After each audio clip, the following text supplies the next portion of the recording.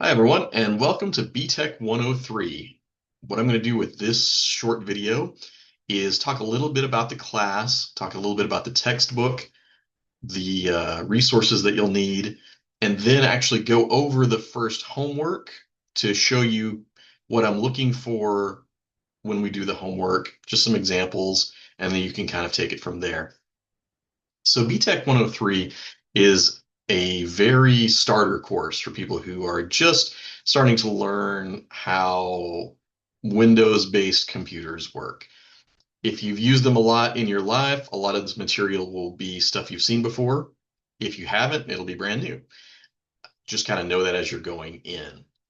If you feel like you're have a pretty strong grasp of Windows computers and programs like Word, Excel, and PowerPoint, you might want to consider another course like BTech 101. I know the number is lower, but it's actually a little bit of a more advanced class. This class also has a typing component to it. That's pretty key to what we're doing here. So this is again, it's a course that gets you practicing your typing and a look at a few of really starter looks at some of the programs that people use a lot when using Windows PCs. And those again are Word, Microsoft Excel, and Microsoft PowerPoint. I have spoken about how you can access those programs in the orientation video. If you haven't done that, haven't looked at that video yet, you might want to do that before we start this homework because you do want to have Word or a Google Doc ready to save this information. And for the first homework, let's do use Word because we'll be getting to the Google Docs later. Okay, so now what I'm going to do is I'm going to share my screen. I'm going to show you what our homework will look like and then go over the first little bit of it. Not totally do it for you, but just kind of show you what I'm looking for. So here we go. I'm going to pause the video right quick and then I'm going to share my screen. I'll be right back. Okay, here we are, and I'm actually going to go to the student view really quickly so that it will look like it looks to you. So I'll switch to student view right here. And this is what you'll see. Hopefully you've already watched your orientation video here. Here's the syllabus and how to submit assignments and office hours and Zoom link. If you'll notice in the orientation video, I mentioned that there would be student handouts here. Your class is the only one that doesn't have any. If there are any that pop up during the course, I will actually put them with that week's assignment because we don't use very many of them. But if we look down here at our first assignment for this quarter, it was due January 1st. This would be a Wednesday. And what we want to do here is read our first chapter. So basically what we're going to do is read our chapter. We have some practice exercises, some written questions, and then there are some lessons to complete on keyboarding online. And in here, there's also a video that shows you how to access keyboarding online if you haven't yet. The textbook that we have is a free online resource. You do have to pay for the keyboarding access, though. So here we are, and the first thing we'll do is read the chapter. Just going to show you what it looks like. These are parts of a larger book that I have sort of chopped up, the parts that I thought were most important, and then they are right here. You can go through and read this on this screen if you'd like. You can also download the chapter if you'd like. You can also download it and print it if you'd like to. Just go to a school printer and print it. Each one is about 30, 35 pages, so it could be a lot of printing, or you could just print portions of the chapter that you wanted to keep or wanted to read a little bit closer. But here's that first chapter. As you can see, it does kind of start in the middle of a chapter. Like I say, I've chopped these up, so it's not full chapters, it's just sort of bits and pieces I've thrown together. And you want to start here with AI and machine learning. And so you'll read the chapter. Again, this one is about, let's see, 32 pages here. And, you know, it's a lot of basic stuff. Some stuff that is just kind of interesting, really basic stuff about how computers work. Not kind of how the programming works or any of that, but just sort of like what's in that machine that's running these programs and how does that work? Because it is important to have just a base level of what that stuff is and how it works. And so we'll go through here, and this is the chapter. And then I'm just going to quickly here scroll through this. Just some stuff on the internet, how to do effective searches, et cetera, et cetera. Again, a pretty starter course here. And then we'll go through all of this, and I'm going to quickly just spin down here to get to the bottom. Okay. Then there's some, when you get through here, you get some terminology, ties back to the chapter. The terminology is not super necessary all the time, but I just included it so you can have it. And then we get down here, summary of the chapters and the practice exercises and the written questions, and these are where your homework is. Now, if you'll also notice, there are a whole lot of these practice exercises and a whole lot of these written questions. We don't have to do all of them. I have just selected, again, the ones that I think are sort of the most important or kind of let you practice or learn a little bit more about what we're going for in that assignment. And so what I'm going to do here is I'm going to kind of go through a couple of these. We only have two practice exercises for the first assignment. I'm going to go through both of these, and then I'm going to go through and just show you kind of an easy way to get through, or not an easy way, but an effective way to answer the written questions. So first of all, we have a computer's, let me just read this here. Computer's memory capacity and speed have an impact on its price. Sort of the better the stuff, the more pricey, right? Perform a Google search to compare the prices of at least 3 laptops and 3 desktop computers with various speeds and memory capacities. Which is more expensive and why? What factor has the greatest impact on the price of the computers? Now, I don't expect you to know, the economics of all this, but really what I want you to do here with this one is just to kind of look at the market and see what computers cost these days and see what type of components that you're getting in a less expensive computer versus a more expensive computer. And it says do a Google search here. You can search a number of ways. You can go to Walmart.com or Amazon. I'm going to go to a site called Newegg that just sells computers and computer stuff. So I'm going to open up a new browser here. You do this in whichever browser you're using. I'm using Firefox, but you don't have to. You can use whatever browser you want. And I'm going to go to newegg.com. And here we are. And this is, when this video was recorded, it was around Christmas. And so we have all of these deals. But what we can do here is we can go to computer systems here. We can look at a desktop computer, or we can look at a different kind of laptop. And so I say look in all laptops, right? And then the point of this exercise is just, again, to kind of see what stuff costs right now. So here I'll just click on desktop computers. And then we look and we can see here are the featured ones. You can go up here and let's see, let's shop for a desktop computer. And then probably go in here and sort by lowest price to get a low cost one here. This is just, get some really, really low price stuff here. And then you can go in and you can check the highest price. Or you know what? Let's go to best selling. I bet that would be the best place to look here. And we can kind of see, like, here's one that's $900. You can click on this and you can just kind of read out here the components of this computer. And here's one that costs $500. You can kind of see, what the difference is. Here's one that costs quite a bit more at $2,500. And you can kind of look at the components here and see what is different about them. And so just kind of look at these, and then to do the homework, to actually turn it in, what I would like you to do is just take a screenshot of 3 of these, or you can take a picture with your phone. Somehow just get a picture that you've gone in and looked at these. For me to do a screenshot, this might be on your computer, but it might not, is if you look at my keyboard, there's a print screen button right here that you may or may not have. And that's how I would be able to do that. I'll go in here and I'll click on it and I'll click print screen. Then I will open up Word. And to open up Word, this is in Windows 11. You'll either go to the Windows button here. Oftentimes Word will just be visible or pinned because it's a program that people use a lot. If it's not, you can go to All right here and then go down to W, and there's Word.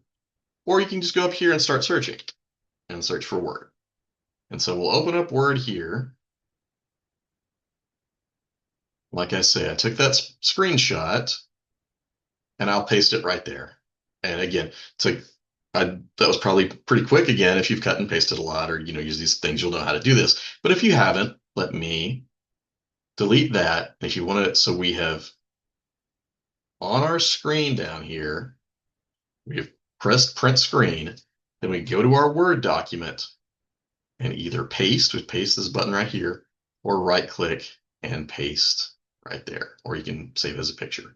And that's really all there is to the first assignment. Just comparing prices of 3 different laptops or desktops. Maybe you look at a couple of laptops, compare them to a couple of desktops, and just see what that price market is now and see kind of what you're getting for the price. Again, this is 2025, about to turn 2026, so prices can be in flux given the nature of supply chains right now and tariffs. Again, just take a look and see what you can get. See how much, see what you can get for your money. So that's the first one. The second one, let me stop the share for a second. I'm going to pause it and go back to that Canvas page. Actually, before I go back, I should talk about how we're going to turn these in. So here we've gone in and we've pasted our photo, or we've taken a phone picture that we can submit through Canvas as well. Then we just want to do a little write-up right here.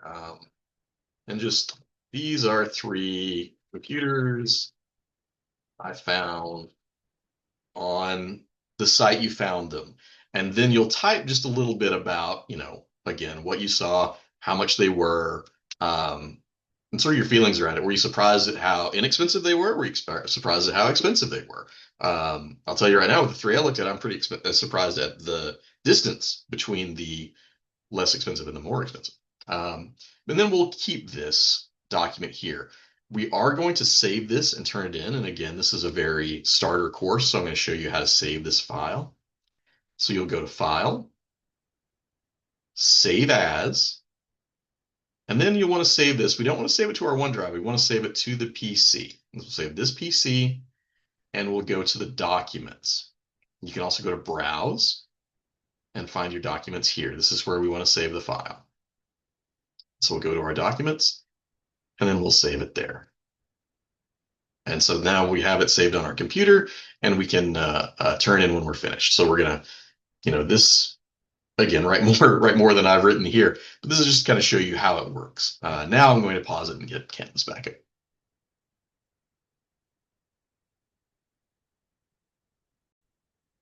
Okay, the second thing that we want to look at here is basically using the internet to find out some data. In this case, the task is to look at the US Census data and find out something about your county. And so it says go to United States Census Bureau data, and they have a link that we can just click and go right to it. Select the Explore Data section, find your county, and identify a variable of interest to you, such as education or poverty. List some of the key findings you discovered about your county from the data on the site. And this is, again, it's just using the internet to find out some information. So I'm going to click on this link, and it will open up a new window. And so here's Explore Census Data. And so here in the search, you can just type in, I'll just type in Whatcom County. Or you know what? I will look up the county that I'm from. And so for me, I'm going to look up Van Buren County, Arkansas. And then when it opens up, it tells you, this is, you see on the screen here, this is the county. And all of these links here are some data about this county. This is, the county that I grew up in. The total population is not much. It's 15,796 people. And we can look at just any of these. And this is the thing is we really just want to look at anything that interests you here. So we could go down here and we could see, what about, we could look at race, any kind of thing. Let's look at age and sex here. And so if we click on here, we can see that the total population is about 16,000.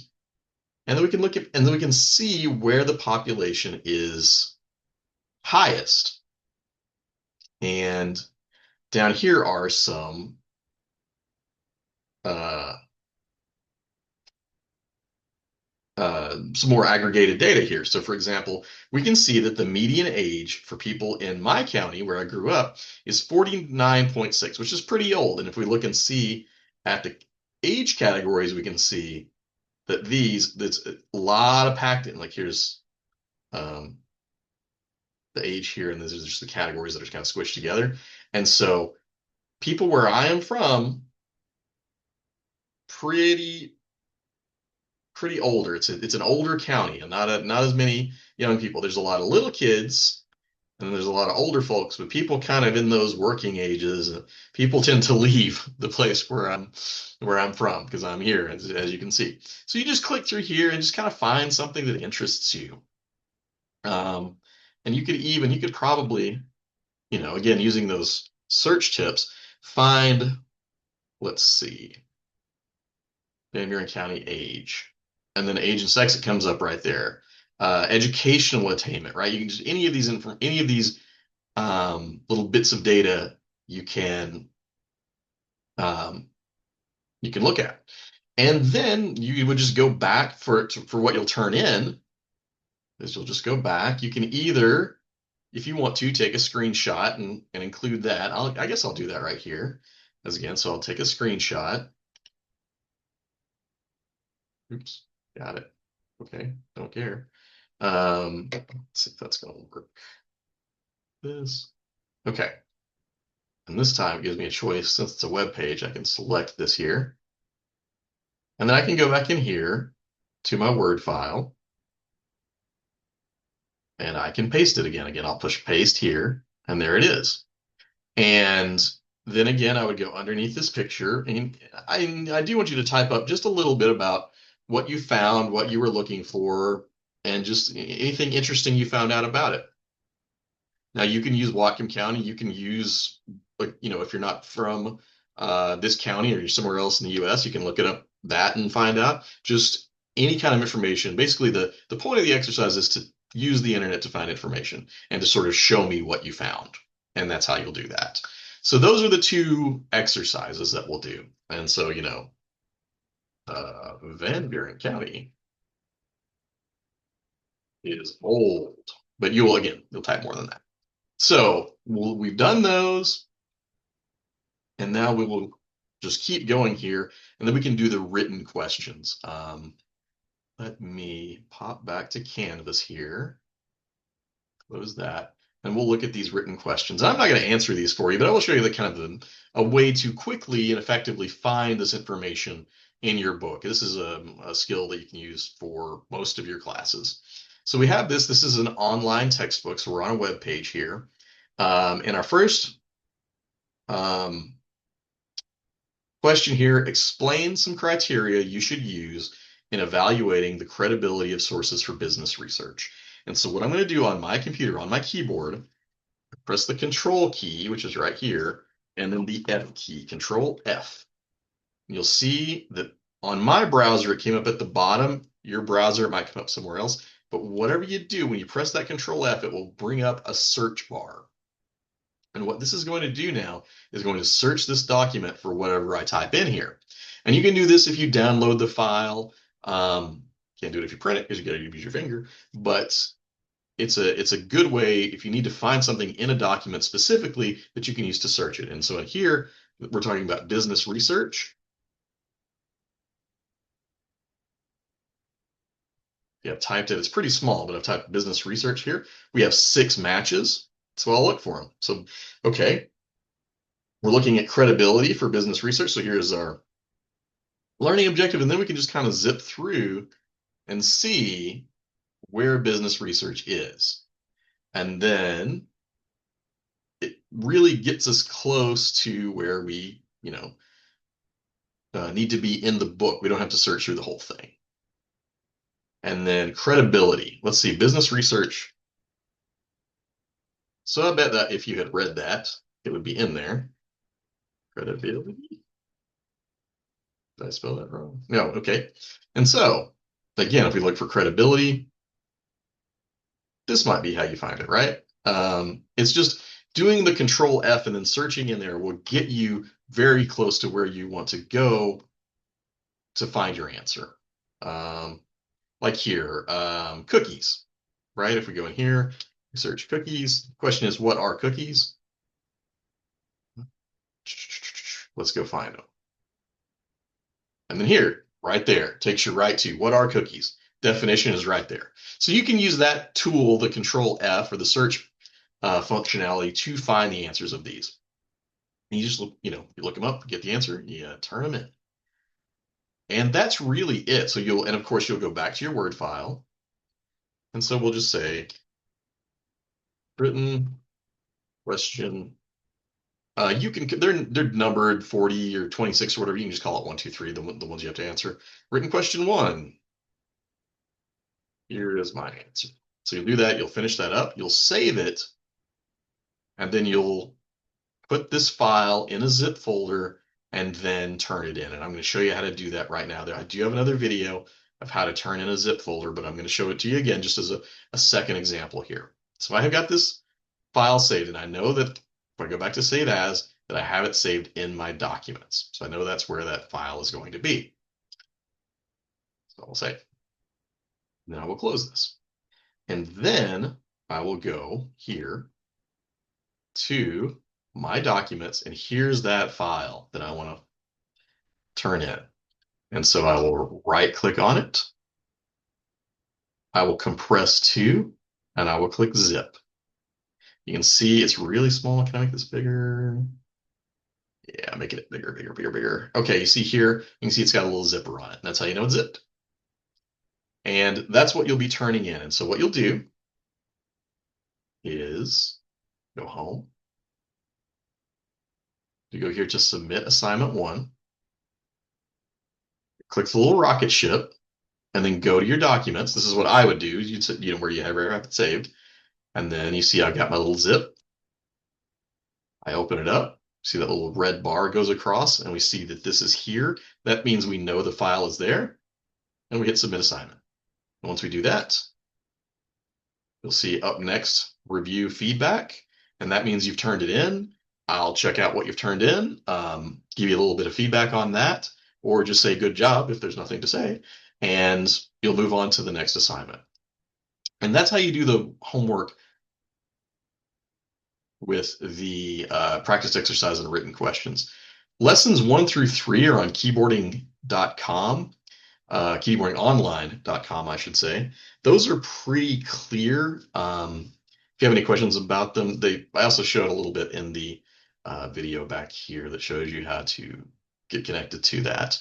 But that's pretty much how it works. So you'll have your practice exercises, which you'll do on a Word file, written questions, which you can do on that same Word file, save that, zip it, turn it in, and then you'll also do your work on Keyboarding Online. There's nothing to turn in from the Keyboarding Online. You'll just do those typing exercises, and I'll be able to log in and see your scores.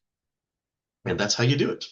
If you have any questions about this, please let me know. I'm happy to answer them. I can go over, any of it. And other than that, good luck with it, and yeah, have a great day.